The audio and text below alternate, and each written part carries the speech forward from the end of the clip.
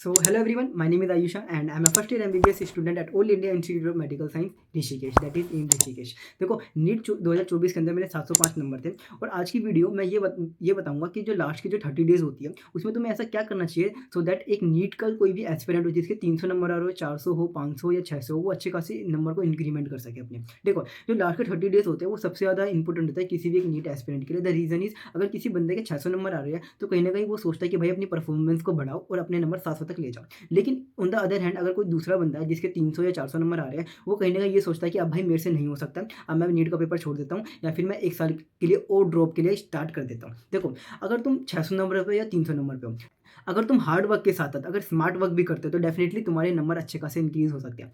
तो क्या होगा कि अभी ना सबसे ज़्यादा क्वेश्चन किसी भी बच्चे के ऊपर ये आ रहा होगा कि पहली चीज़ भैया हमारे बैकलॉग बन रखे हैं, उसे हम कैसे सोल्व करें।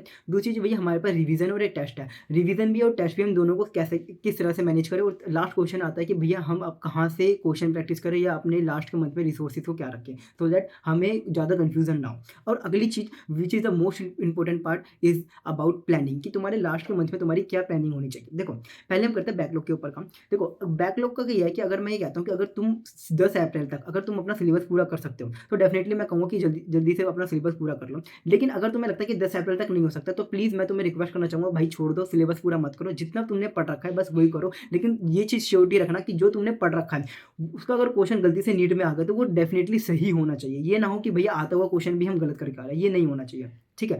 और अगर और ट्राई ये करना कि इस लास्ट के महीने में ना तुम कोई नई चीज़ मत पढ़ो। अगर तुमने कोई एक चैप्टर को छुआ नहीं है या कोई टॉपिक को आज तक कभी नहीं छुआ तो प्लीज़ उसको मत पढ़ना, उसे छोड़ देना। इट इज़ बेटर, क्योंकि अगर मान लो तुम उसे पढ़ना स्टार्ट कर दोगे तो हो सकता है कि वो तुम्हारा 1 या 2 दिन ले जाए, which is not worth it to complete that topic. ठीक है।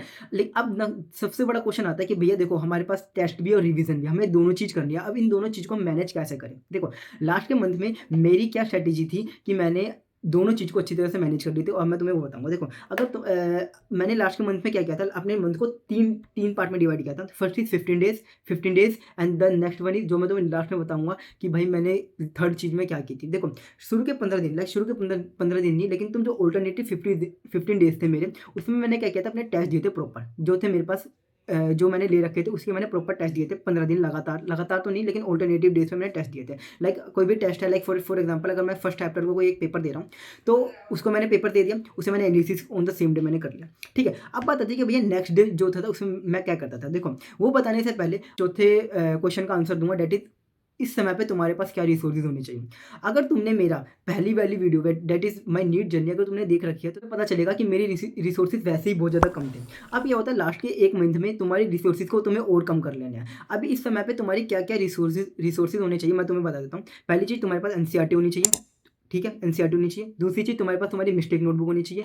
तीसरी चीज़ तुम्हारे पास तुम्हारे पुराने पेपर होने चाहिए। और अगली चीज़ जो विच is the most important part which is your book mark question, जो तुमने कोई भी क्वेश्चन जो बुक मार्क कर रखे हो या फिर सर्कल कर रखे हो वो होनी चाहिए। क्या क्या चीज़ तुम्हारे पास नहीं होनी चाहिए। फर्स्ट इज कोई भी अननेसेसरी जो तुमने इतने बड़े बड़े नोट्स बना रखे हो वो तुम्हारे पास नहीं होने चाहिए।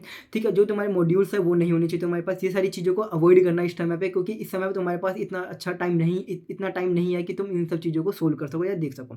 ठीक है। जो मैंने 4 रिसोर्सेज बताई मेरे पास वही थी। ठीक है। इसमें से जो सबसे ज़्यादा इंपॉर्टेंट है वो थे मेरे ओल्ड पेपर्स और क्वेश्चन प्रैक्टिसिंग, जो मिस्टेक नोटबुक थी। क्या थी, मेरे ओल्ड पेपर और जो मेरी मिस्टेक नोटबुक थी। अब बात आती है कि भैया देखो अब क्या होता था कि इस टाइम पे मैं अगर मान लो 1 तारीख को मैंने कोई एक टेस्ट दिया तो उसे मैंने एनालिसिस कर ली, उसे मैंने चेक कर लिया। अब नेक्स्ट डे क्या करता था मैं कि उस नेक्स्ट डे पे मैं मेरी जो मिस्टेक नोटबुक हो गई और जो मेरे पास जो पुराने पेपर थे, क्योंकि देखो पुराने पेपर से तुम्हें पता चलेगा कि तुमने प्रीवियस टाइम पे तुमने क्या गलती की है। और जो लास्ट का 1 महीना होता है ना, अगर उसमें तुम अपनी मिस्टेक को ज़्यादा रिवीजन करो ना तो डेफिनेटली वो तुम्हारे दिमाग में बहुत टाइम तक टिकी हुई रहती है, क्योंकि इस समय क्या होता है तुम्हारा दिमाग ज़्यादा कॉन्शियस होता है तो तुम्हें सारी की सारी चीज़ें याद रहेगी। तो ट्राई करना कि इस समय जितना टाइम हो सके उसे तुम नोट्स के ऊपर, अपने पुराने पेपर के ऊपर और साथ ही साथ जो तुम्हारे मिस्टेक नोटबुक है उस पे दे सको। इसके अलावा किसी चीज़ और के ऊपर मत दिया। देखो अगली बात क्या है कि तुम्हें पता है कि देखो नीट 2024 का कट ऑफ जो है बहुत ज़्यादा हाई गया था, तो हो सकता है कि 600 नंबर या 610 नंबर या 620 नंबर लाने से तुम्हारे सिलेक्शन ना हो। लेकिन क्या होगा कि अगर तुम इस नंबर को और इंक्रीमेंट कर सको, इसे और बढ़ा सको, मतलब तुम गधों की तरह मेहनत मत करो, अगर तुम स्मार्ट वर्क और हार्ड वर्क दोनों साथ में कर सको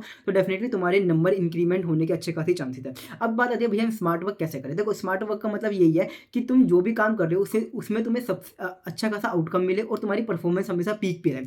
अब तुम बात आती है इस चीज़ को हम कैसे कर सकते हैं। The only way to do is to do planning.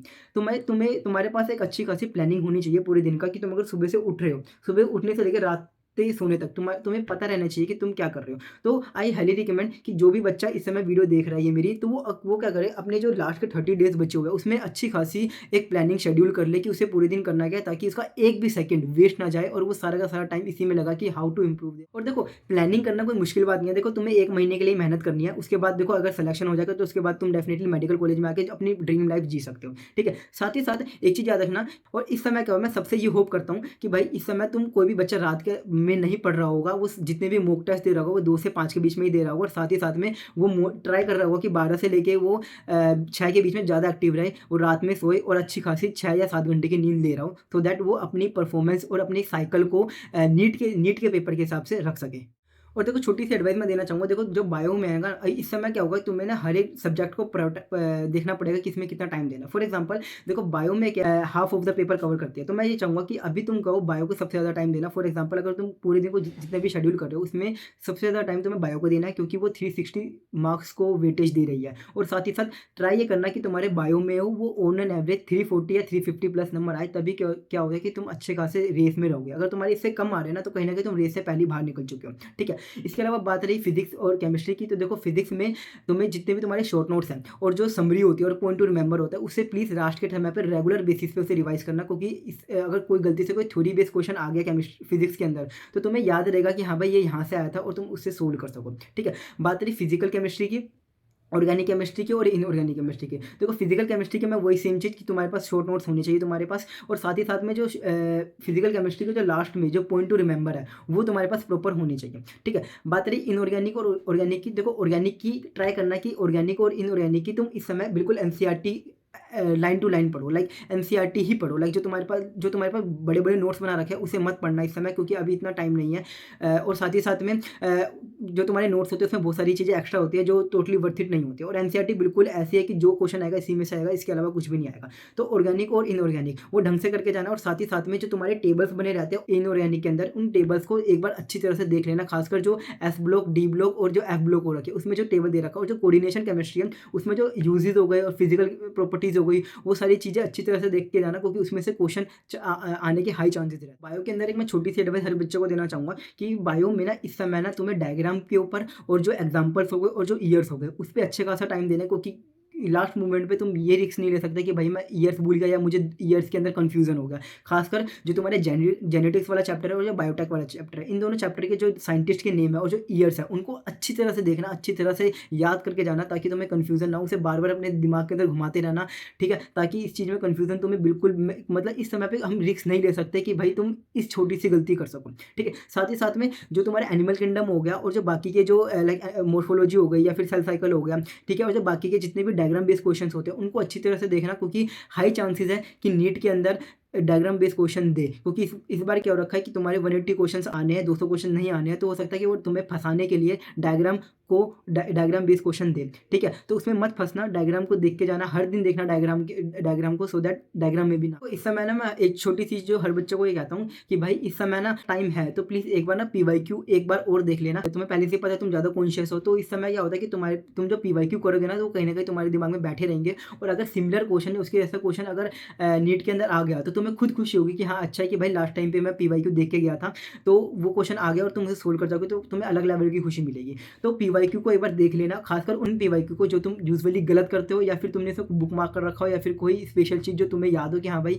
Special गलती मैंने कर रखी थी, तो उस चीज़ को इसी बात मैं ये कहना चाहूँगा। देखो, अब क्या है कि लास्ट के 30 डेज ही बचे, इस समय पे क्या हो जाओ, बिल्कुल गायब हो जाओ, रूम के अंदर बैठे रहो। अभी क्या है कि देखो, अब सबसे बड़ी चीज़ मैं तुम्हें कहता हूँ कि देखो, जो जितने भी लोगों ने पूरे साल तुम्हें ताने दिए, तुम्हें बोला कि भाई तू नहीं कर सकता, घर वालों ने ताने दिए, या फिर तुम्हारे रिश्तेदारों ने दिया, या फिर तुम्हारे जो पड़ोसी हो गए आसपास जो कहते थे कि भाई ये लड़का या लड़की नहीं कर सकती, इसके बस की नहीं है, ऐसे तो 2 ड्रॉप ले रखे, 3 ड्रॉप ले रखे, 4 ड्रॉप ले रखे, इसकी बस की नहीं है।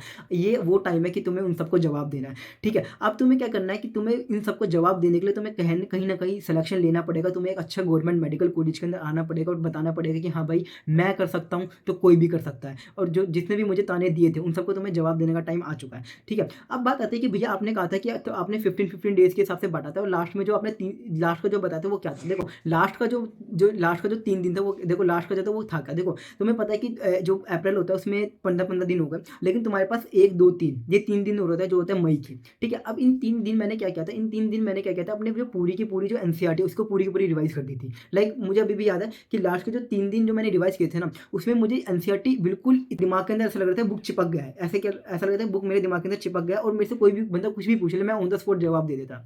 तो इस तरह से तुम्हें एनसीईआरटी इस समय पढ़ लेनी है और ट्राई करना कि जो लास्ट का जो तुम्हारे पास डेज़ रहेंगे नीट से पहले 3 या 4 दिन, उसमें तुम पूरी की पूरी एनसीईआरटी को एक बार थ्रोली अच्छी तरह से पढ़ सको, ठीक है। So that's all for today guys. I hope so कि ये वीडियो देखने के बाद तुम्हें पता चल गया हो कि लास्ट के 30 डेज़ में तुम्हें क्या करना है और क्या नहीं करना है, रिसोर्सेज कैसे करनी है, कैसे रिवीजन और टेस्ट को मैनेज करना है, बैकलॉग से कैसे कंप्लीट करना है और सिलेबस कैसे कंप्लीट करना है। That's all for today. और ये टाइम है कि तुम्हें जवाब देना है। तब तक के लिए बाय। और आयो तो सब्सक्राइब कर दो, शेयर कर दो और लाइक करके जाओ। और तुम्हें कुछ नया सीखने के लिए मिला तो प्लीज़ कमेंट में जरूर बताना। तब तक के लिए बाय।